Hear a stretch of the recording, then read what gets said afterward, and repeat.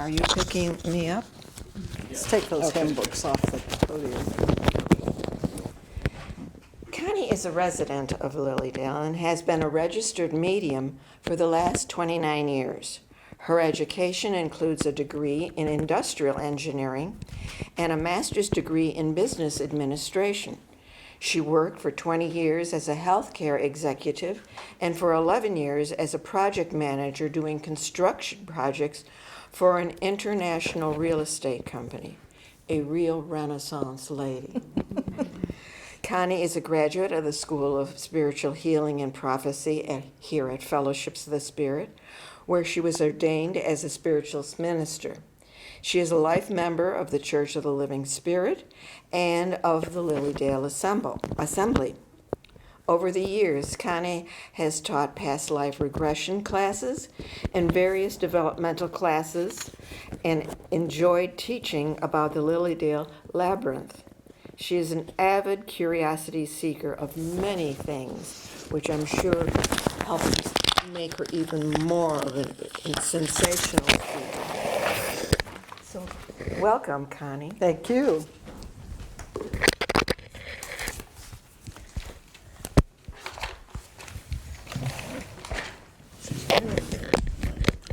I've got one on. Yeah, you can hear me okay? Good. The topic I'm to talk about is sowing. As a child, I learned how to garden at my grandparents' house. Half of their large backyard was dedicated to vegetables, flowers, and a big pear tree. Gardening was serious business, as it was for many who lived as young adults with growing families during the Great Depression.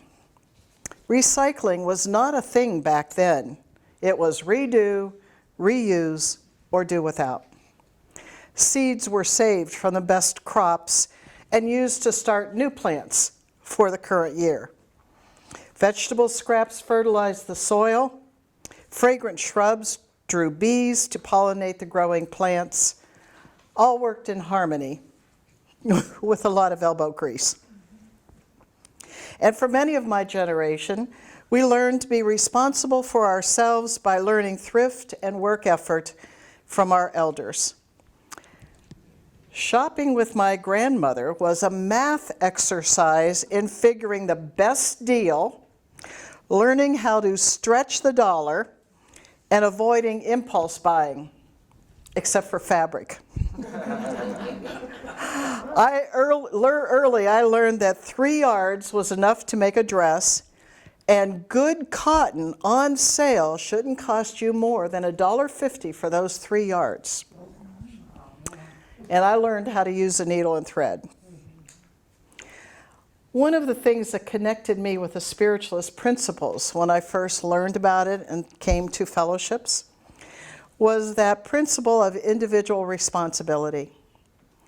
We affirm individual responsibility and that we create our own happiness as we are in harmony with spiritual and natural laws. That does not mean that we can control the outcome of a situation. As we know from gardening, the crop is not guaranteed. But we are responsible to do the best in any situation, to put forth the right actions to lead to harmony and productive gardens, to sow the best seeds in fertile soil and care for the crops. Each generation learns from the one before.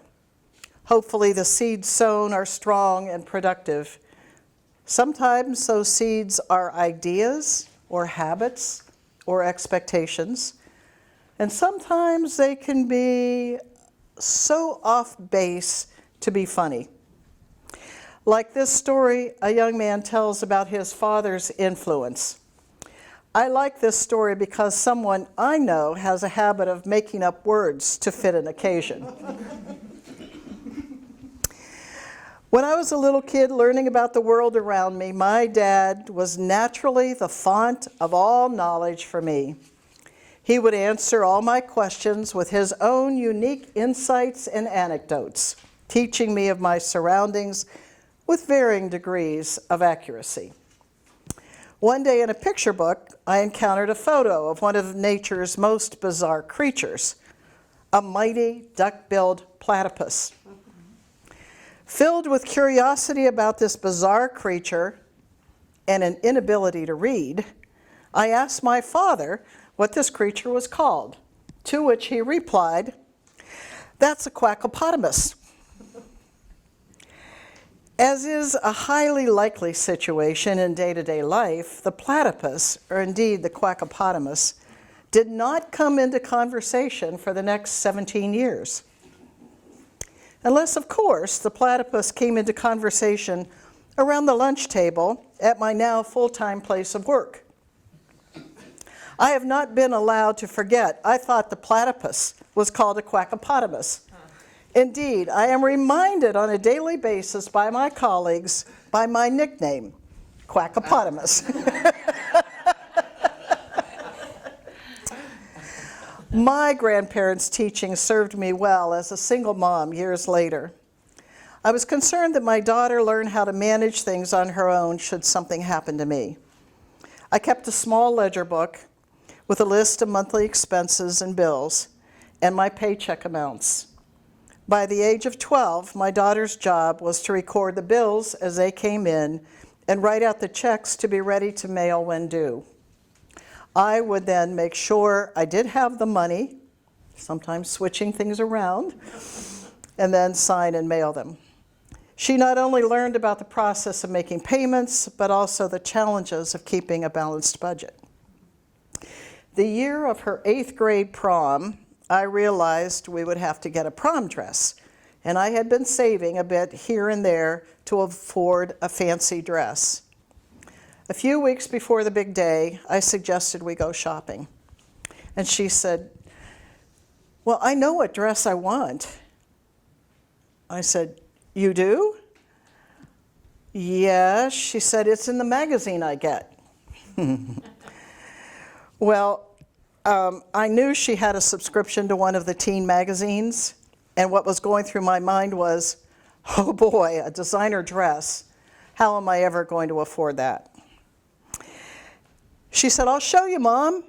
And so she brought me the magazine with a page creased, open to this photo of a beautiful young girl's sweet floral dress with ruffles and ribbon and tiny buttons, and it was quite lovely. And as I looked closer, I saw that it was a McCall's pattern. I said, "Oh, this is a pattern."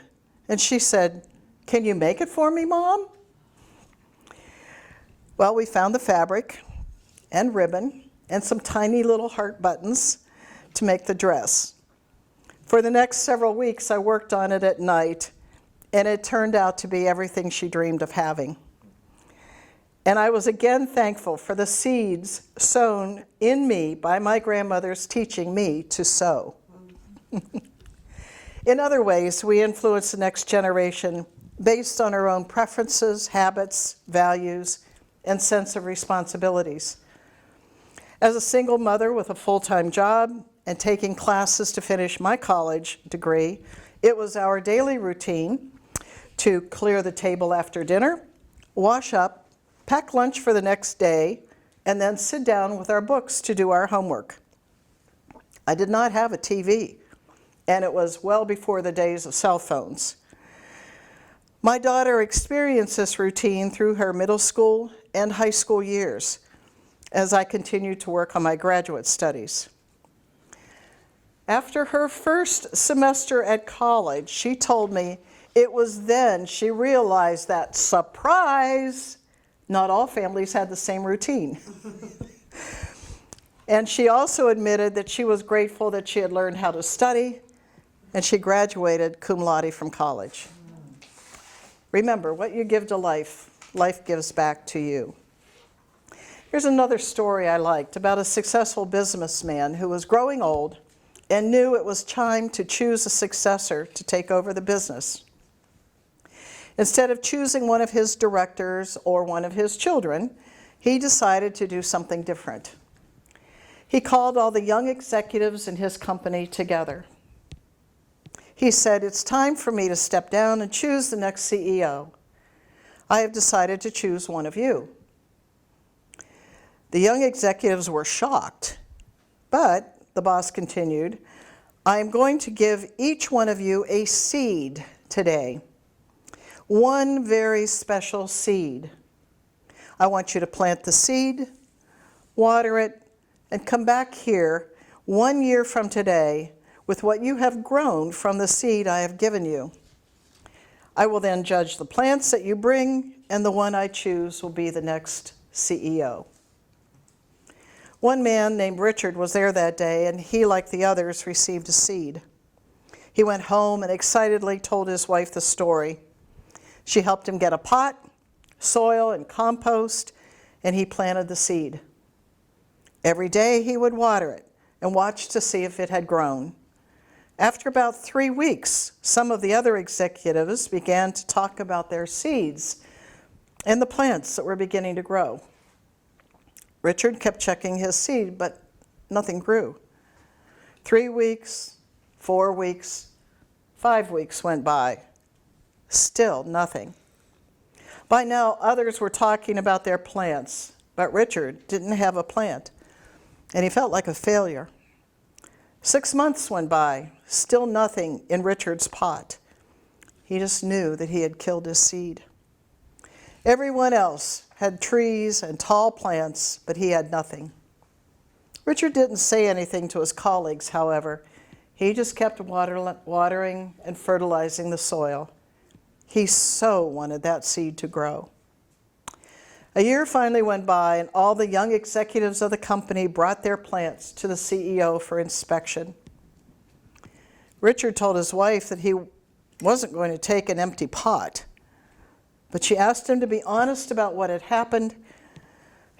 Richard felt sick to his stomach. It was going to be the most embarrassing moment of his life, but he knew his wife was right. He took his empty pot to the boardroom. When Richard arrived, he was amazed at the variety of plants grown by the other executives. They were all beautiful, in all shapes and sizes. Richard put his empty pot on the floor. Many of his colleagues laughed, and a few felt sorry for him. When the CEO arrived, he surveyed the room and greeted his young executives. Richard just tried to hide in the back. "My, what great plants, trees, and flowers you've grown," said the CEO. "Today, one of you will be appointed the next CEO." All of a sudden, the CEO spotted Richard at the back of the room with his empty pot. He ordered the financial director to bring him to the front. Richard was terrified. He thought, "The CEO knows I'm a failure. Maybe he will have me fired." When Richard got to the front, the CEO asked him what had happened to his seed, and Richard told him the story. The CEO asked everyone to sit down except Richard. He looked at Richard and then announced to the young executives, "Behold, your next chief officer. His name is Richard." Richard couldn't believe it. He couldn't even grow a seed. How could he be the new CEO, the others said. Then the CEO said, "1 year ago today, I gave everyone in this room a seed. I told you to take the seed, plant it, water it, and bring it back to me today. But I gave you all boiled seeds. They were dead. It was not possible for them to grow. All of you, except Richard, have brought me trees and plants and flowers. When you found that the seed would not grow, you substituted another seed for the one I gave you. Richard was the only one with the courage and honesty to bring me a pot with my seed in it. So I invite you to look back at your own life and the experiences and the people that have influenced you from childhood. How did you learn about your talents, values, skills, or develop your personal habits? What situations pushed you to decide how to respond in challenging situations? And how have you influenced others to find their own capabilities. Take stock of what good seeds you have sown. Thank you.